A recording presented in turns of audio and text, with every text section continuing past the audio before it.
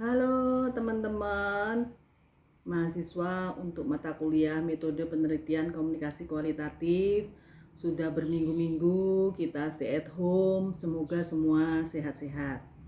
Kali ini kita ketemunya lewat video saja ya, untuk mata kuliah terakhir sebenarnya untuk semester ini yang mengambil topik analisis framing sebagai salah satu metode analisis teks di riset-riset komunikasi kualitatif. Nah, mungkin teman-teman kemarin sudah belajar analisis semiotika bersama Mas Irham ya. Kemudian juga analisis wacana bersama Mas Zam. Kali ini akan belajar analisis framing bersama saya. Masih kenal toh saya siapa? Hehehe, Mbak Novi dong. Oke, yang pertama mungkin saya akan menjelaskan analisis framing itu apa sih. Kita sering dalam kehidupan sehari-hari, misalnya ada media menuliskan berita tertentu dan kemudian itu kan framingnya media, nggak usah percaya saja misalnya. Itu artinya apa? Artinya bahwa media adalah sebuah institusi yang tentu saja tidak akan bisa netral 100%. Apa yang muncul di media tentu saja dibingkai atau di-frame oleh media. Sehingga analisis framing secara sederhana bisa dikatakan bahwa analisis teks yang digunakan untuk mengetahui bagaimana realitas ini macam-macam. Ada realitas aktor, realitas tentang kelompok, realitas tentang peristiwa, dan lain-lain. Itu di-frame atau dibingkai oleh media.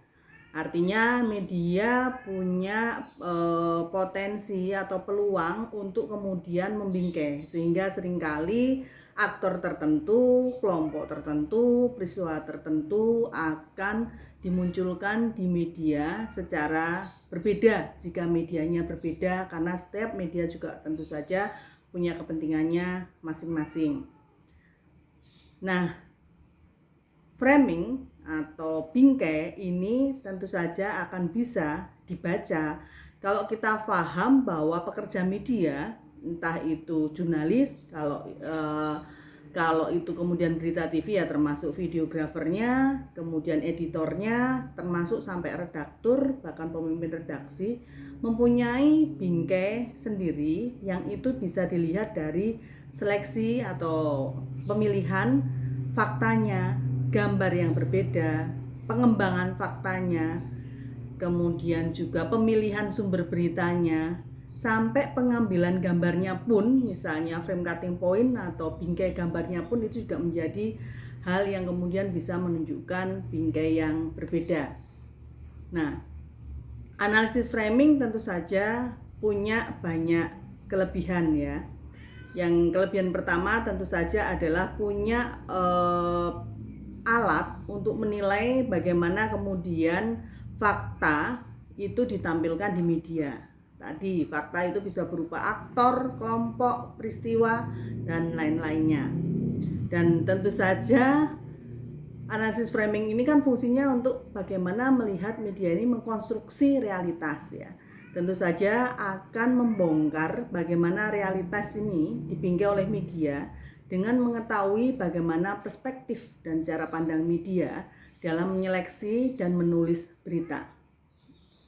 Nah, dua dimensi besar yang biasanya muncul di analisis framing adalah seleksi isu dan juga penekanan atau penonjolan aspek-aspek tertentu dari realitas dan isu. Nanti kita lihat tahapannya seperti apa. Kelebihannya tentu saja analisis framing ini sepanjang teman-teman sudah punya teksnya, sudah mendokumentasinya, tentu saja fleksibel. Biayanya relatif rendah dan kemudian juga tema dan perspektifnya bervariasi. Dalam kondisi pandemik seperti ini, tentu saja riset analisis framing ini mempunyai kelebihan karena teman-teman tidak harus pergi dari rumah sepanjang tadi teksnya sudah didokumentasikan dengan baik. Kelemahannya itu juga menjadi bagian dari yang kelebihannya. Tema dan perspektifnya itu bervariasi. Alat analisis framing ini banyak sekali, nanti kita akan pelajari. Tema yang dipilih bisa macam-macam. Kita bisa ngomongin guru, peristiwa bom atau kemudian terorisme misalnya, kita bisa ngomongin soal konstruksi realitas tentang pemberitaan LGBT atau pemberitaan pandemi COVID-19 sekarang misalnya yang dibingkai secara berbeda oleh media.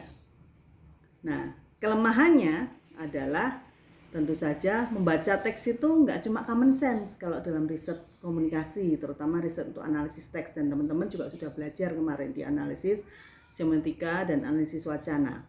Butuh keterampilan tinggi untuk membaca teks, kemudian juga memerlukan pemahaman yang kuat terhadap konteks karena nggak cukup hanya teks saja, dan juga mempunyai keterampilan untuk menggunakan alatnya. Karena nanti ada banyak metode analisis framing yang menyediakan alat yang berbeda-beda, yang kemudian apa yang dibongkar itu melalui elemen yang berbeda dari teks yang akan diteliti. Oke, kemudian aspek-aspek framing itu apa saja sih? Tadi sudah saya jelaskan di awal, tapi akan saya jelaskan lagi. Yang pertama adalah tentang pemilihan fakta. Pemilihan fakta ini didasarkan pada asumsi atau perspektifnya, kemudian ada penekanan atau penghilangan, ada yang dipilih atau ada yang dibuang. Misalnya, ada media yang ingin memberitakan tentang yang dekat-dekat saja ya, misalnya bantuan APD di berbagai rumah sakit. Nah, mungkin ada media yang hanya memilih bantuan APD yang kemudian dilakukan oleh pemerintah. Tapi untuk bantuan APD yang dilakukan oleh komunitas-komunitas yang grassroots dari bawah itu nggak dimunculkan misalnya. Nah, ini termasuk dalam konteks pemilihan fakta. Atau mungkin sebaliknya, pemerintah juga bagi-bagi APD, tapi ada media nggak mau atau nggak peduli, fakta yang dipilih hanyalah fakta yang kemudian berasal dari komunitas-komunitas di luar pemerintah untuk bantuan APD. Nah, yang pertama kan pemilihan fakta nih tadi, aspek framing. Yang kedua adalah penulisan. Sudah faktanya dipilih, nulisnya masih kemudian dipilih lagi. Penulisan fakta, penulisan ini bisa dalam konteks yang luas ya. Kalau untuk media cetak adalah penulisan, kalau untuk nanti media televisi ya berarti itu termasuk juga pemilihan gambar, pengeditan, pembingkaian dengan suara dan sebagainya. Nah, dalam penyajian fakta ini atau penulisan fakta ini tentu saja ada beberapa yang kemudian dilakukan dalam konteks membingkai realitas tadi. Yang pertama adalah bagaimana realitas atau berita disajikan. Yang kedua adalah bagaimana penyajiannya itu dilakukan dengan memilih kata yang seperti apa, kemudian kalimat yang seperti apa, atau foto dan gambar yang seperti apa. Secara sederhana kayaknya sudah berkali-kali saya bilang misalnya pemilihan diksi saja ya. Untuk kasus lumpur Lapindo itu kan ada dua diksi, lumpur Lapindo dan juga yang satu adalah lumpur Sidoarjo misalnya. Itu sudah kelihatan bahwa memilih diksi itu juga sudah menentukan cara kita melihat bagaimana media membingkai sebuah peristiwa dengan memilih satu kata saja.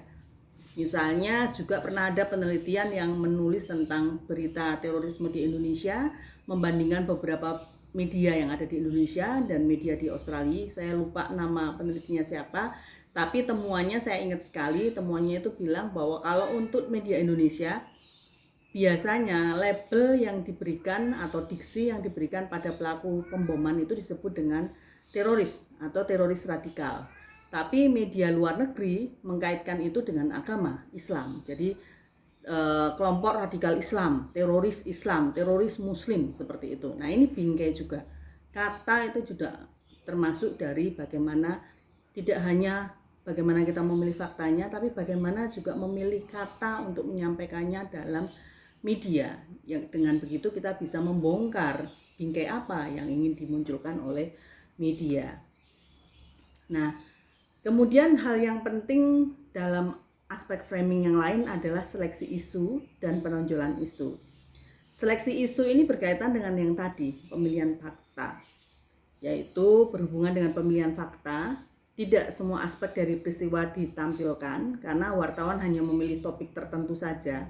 Bisa jadi karena ruangnya yang terbatas, bisa jadi karena media memikirkan mana yang laku dibandingkan dengan fakta yang lain misalnya. Nah, Dalam seleksi tersebut tentu saja ada bagian yang ditonjolkan, ada bagian yang hilang. Kayak misalnya yang tadi berita tentang donasi APD yang dilakukan di rumah sakit baik oleh pemerintah maupun organisasi non pemerintah, mungkin ada yang menonjolkan adalah pada bagi-baginya, tapi ada mungkin media yang menonjolkan pada siapa yang membagi, ada mungkin media yang menonjolkan pada siapa yang dibagi, ada yang mungkin menonjolkan pada berapa banyak yang dibagi, cukup atau tidak itu untuk semua rumah sakit yang ada di Indonesia. Nah, ini seleksi isu itu berhubungan dengan pemilihan fakta, kemudian juga topik yang dipilih, dan juga tadi dalam memilih tentu saja ada yang hilang, ada yang ditonjolkan, ada yang tidak. Paling mudah kalau teman-teman melihat berita cetak itu kelihatan di judul. Biarpun kadang-kadang judulnya juga menyesatkan ya, isinya beda, tapi judul atau lead gitu. Tapi kalau media televisi ya di kalimat-kalimat pembukanya itu biasanya ada argumen utama, topik mana yang akan ditonjolkan oleh media. Nah, yang kedua adalah penonjolan isu. Ini sebenarnya sama dengan tadi, bahwa penonjolan isu itu adalah berhubungan dengan penulisan fakta.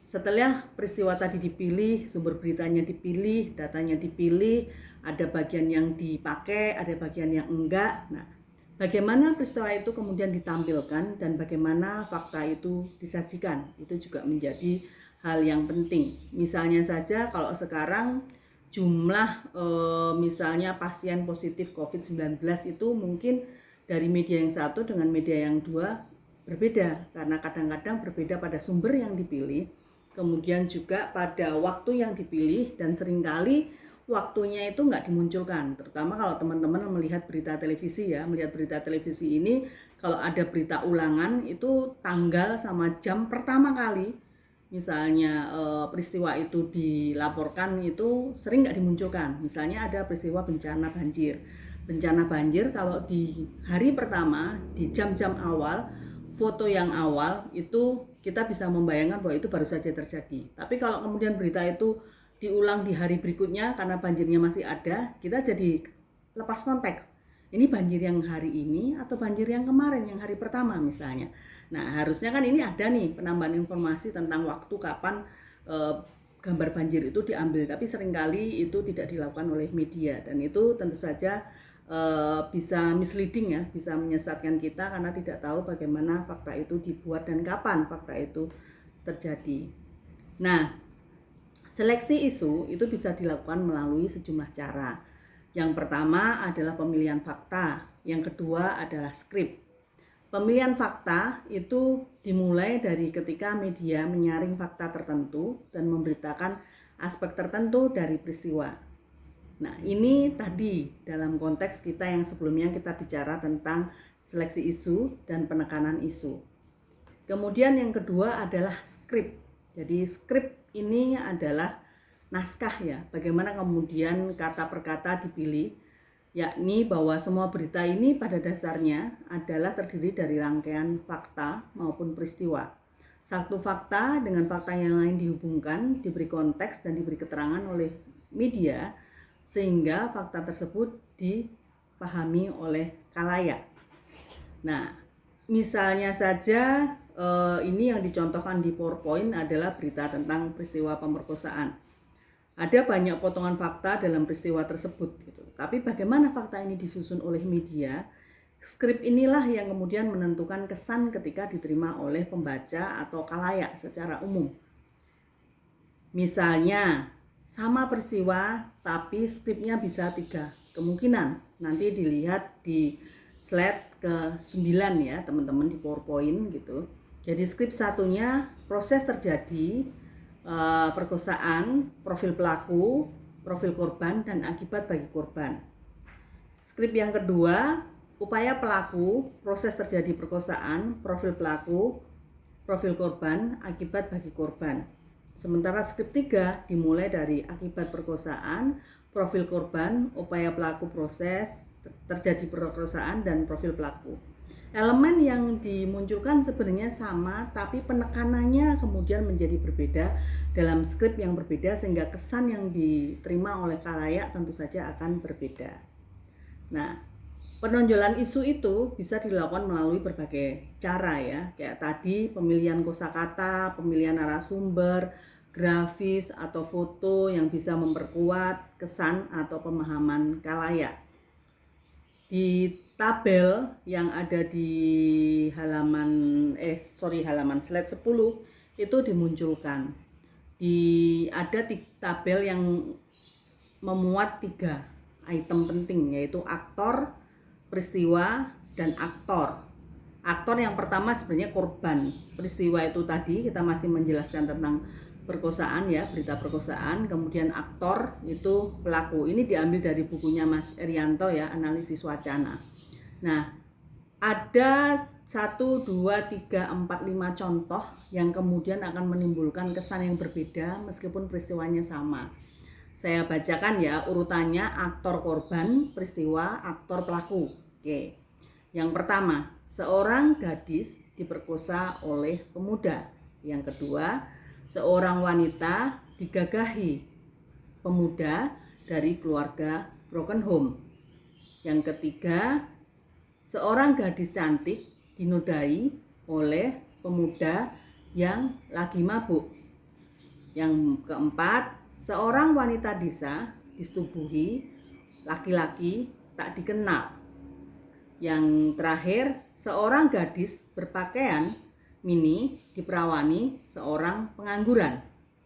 Ini peristiwanya sama, tapi penekanannya beda-beda. Yang pertama sangat umum, seorang gadis diperkosa oleh pemuda. Kita tidak tahu identitasnya, baik itu aktor pelaku, baik itu aktor korban gitu ya. Kemudian yang kedua, seorang wanita digagahi pemuda dari keluarga broken home.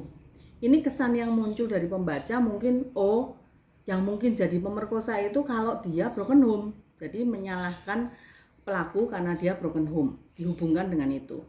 Yang ketiga, seorang gadis cantik dinodai oleh pemuda yang lagi mabuk. Ini lebih unik lagi. Kamu kalau cantik punya potensi mendapatkan peristiwa yang tidak menyenangkan ya, bukan hanya tidak menyenangkan, ini mengganggu dan kriminal gitu ya.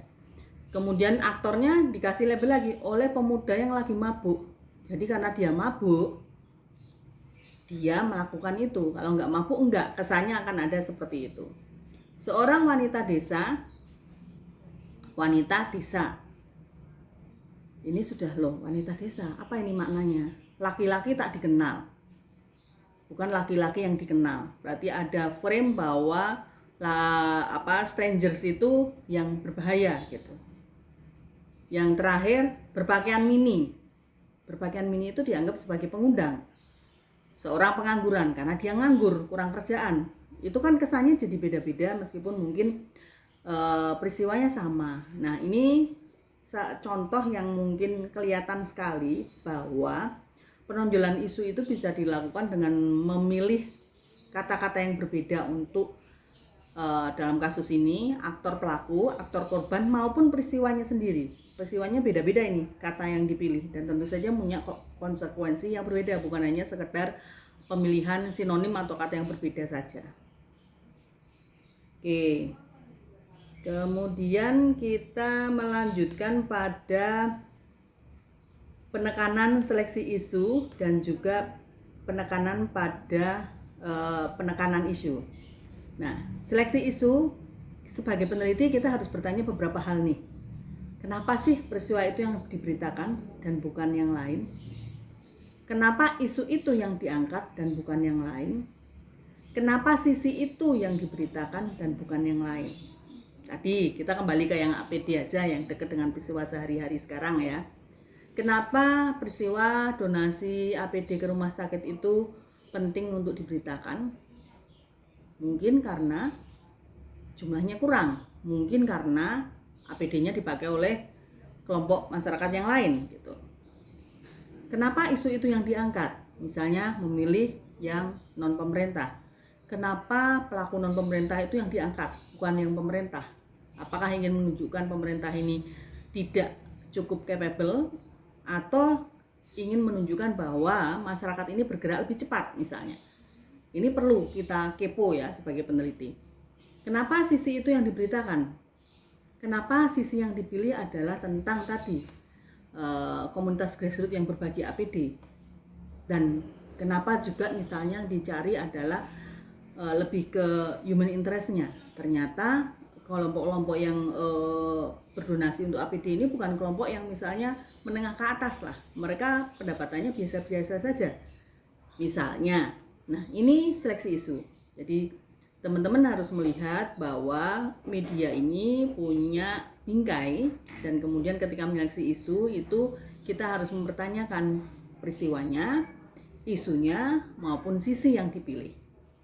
Kemudian yang kedua adalah penekanan isu. Nah, penekanan isu ini ada 3 pertanyaan yang penting nih. Yang pertama adalah kenapa kok narasumbernya itu? Kalau misalnya medianya mau fokus ke komunitas-komunitas masyarakat yang membantu APD di berbagai rumah sakit di daerah misalnya, kenapa kok narasumbernya komunitas A bukan komunitas B? Kenapa kok narasumbernya komunitas A yang ada di kota X misalnya, bukan yang di kota yang lain misalnya? Ini harus ditanyakan. Yang kedua adalah kenapa fakta itu yang ditonjolkan? Kenapa fakta itu ditonjolkan bukan fakta yang lain misalnya? Misalnya hanya diambil satu daerah saja. Kenapa fakta itu? Apakah rumah sakitnya paling banyak dibandingkan dengan daerah yang lain? Atau justru karena kekurangannya tinggi? Atau mungkin pasien positifnya paling banyak misalnya? Atau tenaga medisnya paling sedikit? Karena banyak sekali nih kemungkinan-kemungkinan yang bisa dicari. Kemudian kenapa bahasa itu yang dipakai dan bukan yang lain? Misalnya tadi mau pakai komunitas grassroots, mau pakai komunitas sosial, organisasi masyarakat, atau misalnya sekelompok orang, misalnya ada kata-kata yang dipilih tertentu, misalnya itu juga kenapa bahasa itu yang dipilih dan bukan yang lain. Kemudian dimensi psikologi dan dimensi sosiologi itu juga menjadi bagian yang penting untuk membaca bingkai media dalam memberitakan atau mengkonstruksikan realitas tertentu. Tadi di awal realitasnya itu bisa aktor, realitasnya itu bisa peristiwa misalnya, dan juga yang lainnya. Nah, dimensi psikologi adalah bagaimana kita membayangkan bahwa seseorang itu cenderung melihat dunia dengan realitas dengan kacamata tertentu. Jadi di sini kita berusaha membayangkan kacamata yang dimiliki oleh pembuat berita maupun sebenarnya pembacanya, itu bagaimana melihat realitas dengan kacamata tertentu misalnya. Kemudian yang kedua adalah dimensi sosiologi. Bagaimana seseorang mengorganisasikan pengalaman dalam bertindak. Jadi background kita sebagai anggota masyarakat ketika kita membuat berita atau ketika kita membaca berita itu juga menjadi sangat penting untuk kemudian dipertimbangkan. Nah, ada beberapa metode framing ya yang teman-teman bisa pelajari di beberapa buku, tapi saya akan menyebutkan beberapa. Yang pertama adalah nanti framingnya Murray Edelman. Kemudian yang kedua adalah framingnya Robert Enman. Kemudian yang ketiga adalah framingnya William A. Gamson. Kemudian yang keempat adalah framingnya Zongdang Pan dan Gerald M. Kosicki. Jadi ada 4 framing yang saya akan jelaskan, tapi sebenarnya ada beberapa analisis framing yang lainnya yang nanti teman-teman bisa pelajari. Tapi nanti sebagai tugas teman-teman hanya tugas untuk pengganti ujian, teman-teman hanya memilih 1 analisis teks. Boleh framing nanti memilih metode tertentu, atau semiotika metode tertentu, atau analisis wacana metode tertentu. Nanti akan saya jelaskan di akhir video ini. Nah, saya akan mulai dari penjelasan mengenai analisis framing Murray Edelman. Nah, untuk Murray Edelman ini sebenarnya prinsip dasarnya sama ya, bahwa media ini mengkonstruksi realitas, membingkai realitas secara berbeda. Artinya realitas yang terjadi di masyarakat itu beda dengan realitas media. Karena ketika peristiwa ini masuk ke media menjadi berita, tentu saja ada persoalan-persoalan tadi, penonjolan isu, pemilihan isu dan juga penonjolan isu tadi, seleksi isu dan penekanan isu ya, istilahnya seperti itu. Nah, analisis framing yang dilakukan oleh saya baru ngomongin Murray Edelman ya. Murray Edelman ini memberi penekanan bahwa realitas yang dipahami khalayak adalah realitas yang telah diseleksi, sehingga khalayak didikte untuk memahami realitas dengan cara tertentu atau bingkai tertentu. Nah, framing Murray Edelman ini kemudian menggunakan dua elemen besar. Yang pertama elemen kategorisasi, yang kedua adalah elemen rubrikasi. Nah, elemen kategorisasi ini adalah membuat khalayak hanya mengingat satu dimensi yang menonjol saja dari satu peristiwa. Misalnya pemberitaan pada kasus Sampit ini lama, tahun 2001, atau ketika kita menyebut peristiwa Mei, orang hanya teringat Mei 1998. Orang hanya teringat pada kejatuhan Soeharto. Tapi peristiwa yang lain atau 1998 itu dianggap sebagai runtuhnya rezim Soeharto gitu.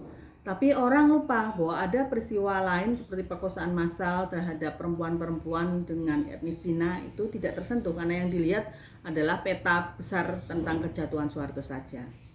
Kemudian yang kedua adalah rubrikasi menurut Murray Edelman, yaitu membuat khalayak hanya mengingat pengelompokan besar peristiwa saja. Nah, misalnya saja kalau kita melihat peristiwa yang Sampit tadi, 2001 tadi, orang akan ingat sebagai perang suku, terutama perang suku Dayak dan perang suku Madura.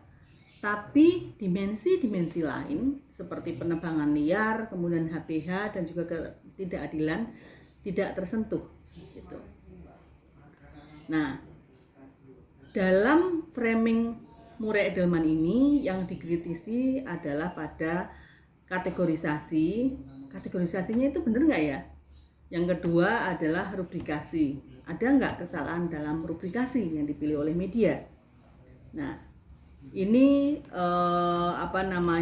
Murray Edelman, perangkat Murray Edelman agak mungkin nggak mudah karena hanya menggunakan dua elemen saja, kategorisasi dan rubrikasi, yang mungkin nanti harus di breakdown kalau teman-teman memilih Murray Edelman. Kategorisasi itu diartikan sebagai apa saja yang dilihat, rubrikasi juga diartikan sebagai apa saja yang dilihat ketika kemudian kita membongkar peristiwa melalui perangkat Murray Edelman.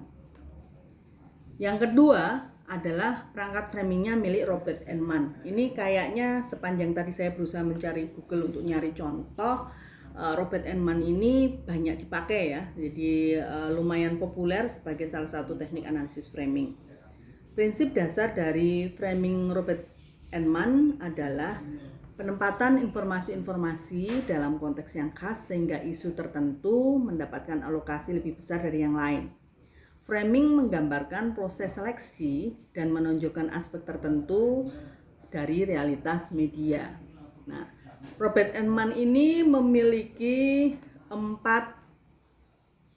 kotak atau 4 elemen dalam melakukan analisis framing.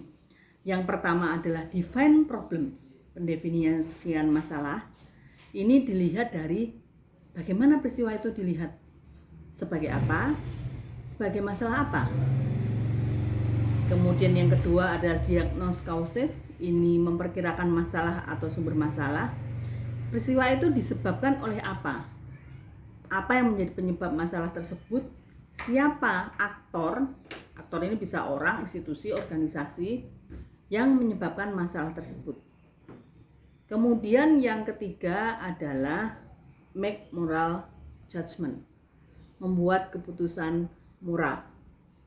Pertanyaan-pertanyaan dalam make moral judgment ini adalah nilai moral apa sih yang disajikan untuk menjelaskan masalah, nilai moral apa yang dipakai untuk melegitimasi suatu tindakan.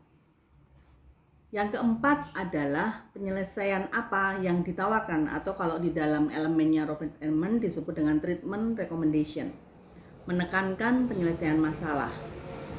penyelesaian apa yang ditawarkan, jalan apa yang ditempuh untuk menyelesaikan masalah, ini ditanyakan di bagian akhir dari perangkat framingnya Robert Enman. Contohnya misalnya kalau di slide 19 di PPT teman-teman bisa dilihat kasus operasi militer di Aceh. Defense problemnya adalah pengkhianatan dan pemberontakan gerakan Aceh Merdeka. Diagnosis kasusnya, masalahnya adalah gerakan Aceh Merdeka. Keputusan moral yang dibuat adalah TNI datang untuk membela rakyat, negara kesatuan adalah konsep final, negara kesatuan RI atau NKRI adalah konsep final yang tidak bisa diganggu gugat. Treatment rekomendasi yang muncul di situ yang disarankan oleh media adalah GAM bertobat dan kembali ke pangkuan NKRI. Jika tidak, karena NKRI tadi dianggap konsep final tidak bisa diganggu gugat, maka harus ditumpas habis misalnya. Nah, ini framing Robert Enman, cara bekerjanya menggunakan 4 perangkat tadi. Kemudian kita menginjak ke perangkat yang ketiga dari William Agamson. William Agamson ini mempunyai prinsip dasar bahwa frame atau bingkai adalah cara bercerita atau gugusan ide-ide yang tersusun sedemikian rupa sehingga menghasilkan konstruksi makna dari peristiwa tersebut. Kemudian yang kedua, cara bercerita itu adalah kemasan atau packaging ya, yang intinya serangkaian gugusan ide-ide yang terorganisir sedemikian rupa dari suatu peristiwa. Jadi ada isu dan ada penonjolan isu yang dalam konteks penyajian isunya seperti apa. Sebenarnya sama prinsip dengan beberapa alat teknik framing yang lain tadi. Nah, di William Agamson itu ada frame itu atau seperangkat gagasan atau ide sentral atau dari suatu peristiwa atau bingkai itu dilihat dari 2 titik. Yang pertama adalah framing device, yang kedua adalah reasoning device. Framing device atau perangkat framing adalah pemakaian kata, kalimat, atau metafora tertentu yang merujuk kepada gagasan tertentu. Elemen ini saling mendukung dan membentuk ide sentral dari berita. Jadi pemilihan kata, kalimat, metafora, kalau ada foto juga pemilihan fotonya, ilustrasi gambar juga memungkinkan, atau kalau sekarang ilustrasi grafik juga memungkinkan, dan elemen pesan lainnya yang kemudian merujuk pada gagasan tertentu. Framing device ini kemudian juga dilengkapi oleh reasoning device kalau kita ingin membaca bingkai menurut William Agamson, yaitu perangkat penalaran. Perangkat penalaran adalah argumen-argumen atau dasar pembenar dari yang tadi yang dipilih dalam perangkat framingnya. Jadi kenapa sih atau apa sih alasan pembenar atau alasan tertentu yang mendukung ide sentral dari berita? Apa dasar pembenar yang membuat pendapat atau gagasan tampak benar, absah, dan tak terbantahkan? Jadi menurut William Agamson tentu saja di sini akan ada banyak sekali yang harus dilihat dalam kemudian membingkai perangkat framing atau framing device dan juga reasoning device atau perangkat penalaran. Di slide nomor 22 akan terlihat sekali, tapi saya jelaskan intinya apa. Nah, frame atau bingkai tadi yang terdiri dari framing device atau perangkat framing dan listening device atau perangkat penalaran ini punya beberapa elemen yang dipecah lagi oleh Agamson. Untuk framing device kemudian ada metafor, perumpamaan atau pengandian, catchphrases atau frase yang menarik, kontras, menonjol dalam suatu wacana, umumnya berupa jargon atau slogan, eksemplar, contoh, uraian, detil, depiction, penggambaran atau pelukisan suatu isu yang bersifat konotatif, umumnya berupa leksikon, label, kosakata, dan juga visual image. Kemudian reasoning device adalah roots, analisis kasual, sebab akibatnya, appeals to principle, premis dasar, klaim-klaim formal, consequence, efek atau konsekuensi yang didapat. Nah, itu tadi alat yang dimiliki oleh Agamson. Alat yang terakhir yang mau saya jelaskan adalah Zongdang Pan dan Gerald Kosicki. Di framing Pan and Kosicki biasanya disebut secara singkat seperti itu, hanya diambil nama keduanya. Ada 4 elemen. Yang pertama adalah sintaksis, yang kedua adalah skrip, yang ketiga adalah tematik, yang ketiga adalah retoris. Sintaksis adalah menyusun fakta, skrip mengisahkan fakta, tematik menulis fakta, retoris menekankan fakta. Nanti dilihat di slide 23, sintaksis itu terdiri dari skema berita, headline, lead, latar, kutipan sumber. Kemudian skrip dilihat dari kelengkapan berita, kemudian tematik dilihat dari detail, koherensi, bentuk kalimat dan juga kata ganti, dan retoris itu leksikon, grafis dan juga metafora. Jadi Pan and Konsiki ini membuat 4 elemen, tapi kemudian ada juga indikator-indikator per elemen atau perangkat framingnya. Nah, jadi kira-kira itu beberapa alat yang kemudian bisa bisa digunakan ketika kita ingin melihat bagaimana media mengkonstruksi realitas, dan bahwa tentu saja tidak ada media yang 100% itu objektif. Mereka akan membingkai, memilih isu, menonjolkan isu, termasuk juga menyajikan isu secara berbeda kalau medianya lebih dari satu untuk peristiwa yang sama. Nah, teman-teman itu ya, nanti diskusinya bisa kita lanjutkan di WAG. Saya akan menjelaskan untuk ujian akhir semester yang juga ada di PowerPoint yang slide terakhir. Jadi kita ujian akhir semesternya terdiri dari mini artikel analisis teks individu. Jadi teman-teman hanya memilih satu saja. Bisa semiotika, bisa wacana, bisa framing. Jumlah katanya kita turunkan ya. Kalau kemarin nanya rencananya 3.000 sampai 3.500 yang di PPT yang kita bagikan di minggu pertama, tapi kita turunkan jadi 2.000 sampai 2.500 kata. Maaf, ini tanpa daftar pustaka. Font standar aja 12, pasti satu saja. Kemudian ada judul artikel, tentu saja ada nama dan nomor mahasiswa. Kemudian latar belakang, mengapa riset ini penting dan teori utamanya saja yang hanya di sini. Karena ini latihan ya, supaya teman-teman bisa exercise menggunakan salah satu metode analisis teks. Kemudian pertanyaan penelitian, metode itu memilih analisis teks tertentu. Kenapa kok kalau misalnya pakai wacana, pakai Verklo? Kenapa kalau pakai framing, pakai Enman? Dan juga pilihan yang lain ya, ini bukan harus itu, karena analisis wacana ada Verklo, ada kemudian Van Dijk, dan kemudian ada Saramil, ada Wodak, dan ada yang lain-lain. Analisis framing kemudian ada tadi Murray, Edelman, ada Enman, ada Pan Kosiki, misalnya ada Gamson misalnya, semiotik juga ada macam-macam juga. Bartes, kemudian saya kok jadi lupa tiba-tiba, tapi banyak ya. Nanti pilih, kenapa pilih analisis teks tertentu, objek dan tahapannya seperti apa. Jadi objeknya teks apa yang mau diteliti, nggak usah banyak-banyak karena ini hanya latihan. Misalnya kalau yang pendek saja, atau pun kalau film ya hanya pilih adegan tertentu saja. Kemudian tahapan yang dilakukan teman-teman seperti apa, temuan dan pembahasan tentu saja sesuai dengan analisis teks yang dipilih. Jadi analisis teks yang dipilih apa. Kemudian kesimpulan, jadi nanti akan dikumpulkan melalui Google Class maksimal Jumat 15 Mei 2020 pukul 21. Jadi kalau ada pertanyaan nanti bisa dilanjutkan di WhatsApp group di kelas masing-masing, baik kelas hari Selasa maupun kelas hari Kamis. Yang penting teman-teman sehat. Kalau ada kesulitan juga hubungi kami, saya, Mas Zam dan juga Mas Irham di WhatsApp group kalau misalnya ada pertanyaan atau ada kesulitan. Intinya kita tetap belajar, tapi tentu saja disesuaikan dengan kondisi teman-teman masing-masing, sehingga kalau ada kesulitan segera lapor supaya kita bisa membantu untuk memberikan solusi. Yang penting adalah jaga sehat, jaga happy, dan nggak tahu ini teknis. Mas Zam mengusulkan kita akan foto bersama, tapi bagaimana caranya dengan model virtual, nanti kita beritahukan di WhatsApp group. Tetap sehat dan jaga semangat.